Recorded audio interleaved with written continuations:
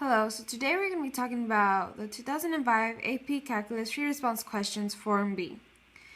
Question 3 states, a particle moves along the x-axis so that its velocity v at a time t, for t being greater than 0 and less than 5, is given by the equation v of t equals ln times t squared minus 3t plus 3. The particle is at a position x equals 8 and at time t. So part A states, find the acceleration of the particle at time is 4. So to find the acceleration, it technically is a derivative of the velocity. So therefore, to find the acceleration, we find the derivative of the velocity. So we write down the equation, v of t will equal ln t squared minus 3t plus 3. So here now we take the derivative. And the derivative right now is a chain rule. The chain rule is multiplying the outside and then multiplying it by the inside. So we have v, derivative of v equals 1 over t squared minus 3t because ln is 1 over x, so x is this, times the derivative of the inside,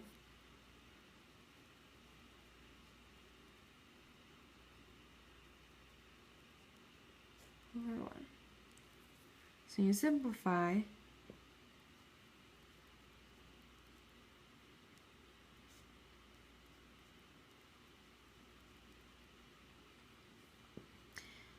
and at this point, you could continue to simplify, or you can just plug in your t equals 4. At t will equal 4.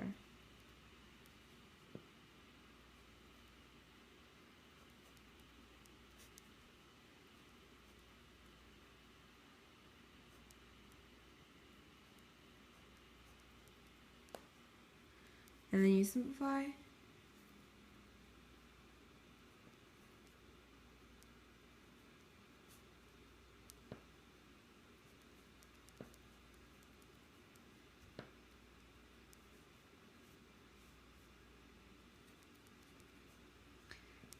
So then your derivative,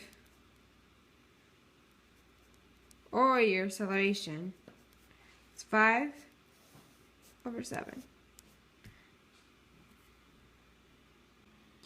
Okay, so part B states, find all times t in the open interval t greater than 0 and less than 5, at which the particle changes direction during which time intervals for t greater than 0 and less than 5 does the particle travel to the left.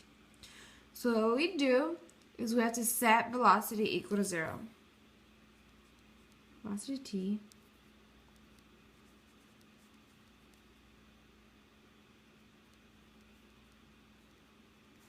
equal to 0. So you have ln t squared minus 3t plus 3 equal to 0. And to get your variable by yourself, you'd have to divide. So you just e. And e to the 0 would be 1. Like 1. So then now you have to equal it to 0, so you can subtract 1 to 3. Plus 2 will equal 0. So now at this point, you gotta find your zeros. You have t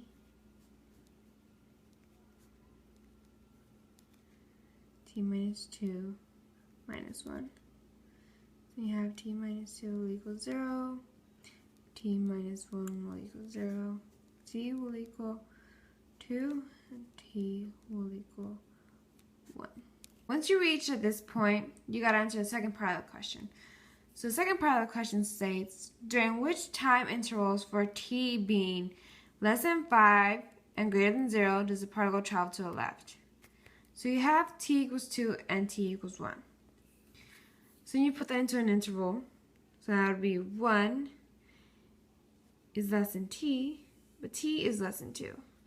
So t is going to be traveling to the left when 1 is less than t and t is less than 2.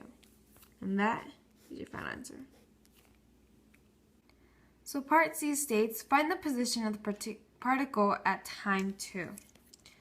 So for the position, they already gave us that the particle is at a position at x equals 8 at time 0. So it says we have to find the position of the particle at time 2. So for the position, we write st will equal s0 plus the integral of 0t, and then using the velocity equation, ln t squared minus 3t plus 3. So because they have already given us the position at time 0, which is 8, we just plug it in,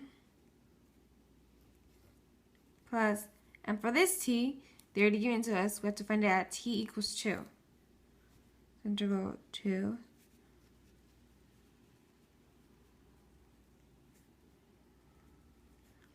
so for this part, we can use our calculator. So I have a TI Nspire. So what we're going to do is we're going to put this equation on this calculator. So we're going to put 8 plus, and now to find the integral, to write this integral, we click here. So then we're going to put 0 for the bottom, 2, ln,